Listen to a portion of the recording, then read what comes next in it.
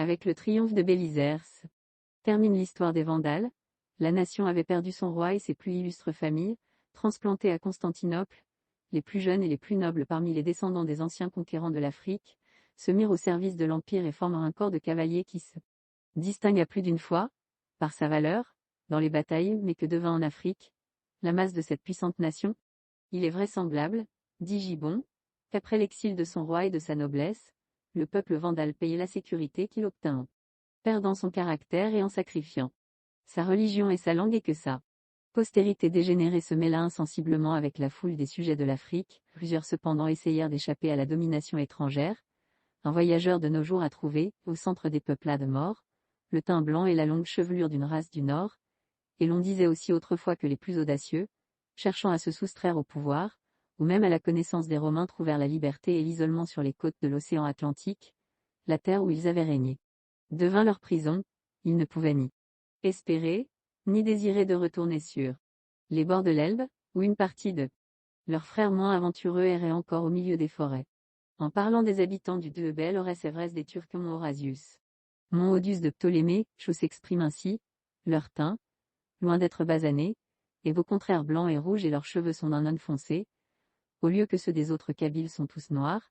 Ces singularités, ajoute ce voyageur, nous font croire quoi que ces gens soient mahométans et qu'ils parlent la langue des Kabyles qu'ils sont, sinon la tribu dont parle Procope, du moins quelques restes des Vandales, lesquels, bien qu'ils eussent été chassés de leur forteresse et dispersés parmi les familles africaines, trouvèrent cependant moyen dans la suite de former des corps de leur nation et de se rétablir dans quelques quartiers.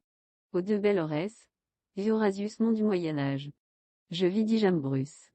Une tribu d'Africains,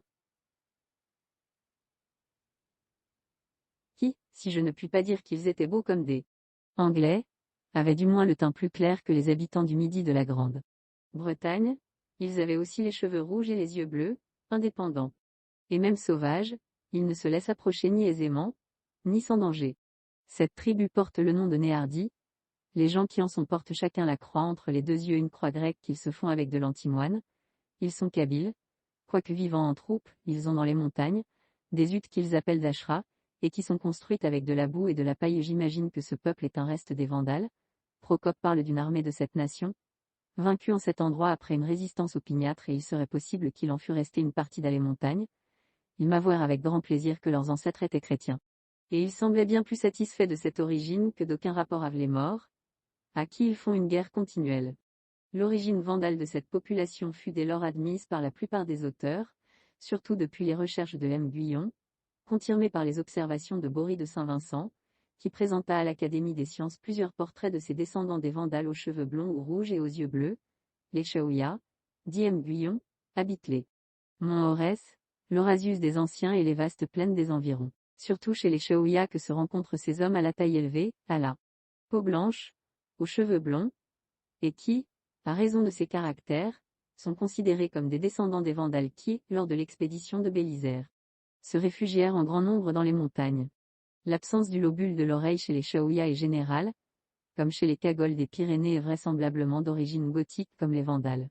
M.J.N. Perrier est également disposé à donner pour ancêtre à ces Kabyles blonds quelques Vandales échappés au désastre que leur fit éprouver Bélisers, ou même revenus de l'exil. En effet, Procope, après la défaite des Vandales, après la prise du Mont Auray par les Mormons, seul signale le mariage des femmes et des filles des Vandales avec les soldats de l'armée byzantine, et le retour au Mont Aurès de Vandales exilés. Mais après l'expulsion des hommes, femmes et enfants de cette nation, il parle encore de Vandales en Afrique. Contrairement à cette ethnogénie septentrionale, M. Prune-Rabet trouve que ces Kabyles blonds diffèrent des races germaniques sous le rapport ostéologique. Suivant M. au capitaine, les recherches philologiques détourneraient également de donner à ces Kabyles une origine vandale. Enfin, M. Broa fait remarquer que les peuples blancs, aux cheveux blonds, indiqués à Procope par l'Africain Ortaias comme habitant au-delà de vastes solitudes, ne semblent pas pouvoir être rapprochés des Vandales. Cet anthropologiste rappelle en outre que Syllax, plusieurs siècles avant Jésus-Christ, signalait déjà la présence de Libyens blonds et beaux sur les côtes de la Petite Syrte, non loin du lac Tritonide, actuellement El Louda, région peu éloignée du Mont Aurès. De l'ensemble des documents précédents, il semble résulter que deux peuples blonds habitèrent anciennement l'Afrique septentrionale, L'étude anthropologique des Kabyles blonds de l'Aurès et des cavaliers Chaouia aux cheveux roux disséminés dans la province de Constantine permettra peut-être un jour de préciser davantage l'ethnogénie de ces habitants de l'Algérie qui, d'ailleurs, selon M. Perrier, paraîtraient appartenir à deux races différentes.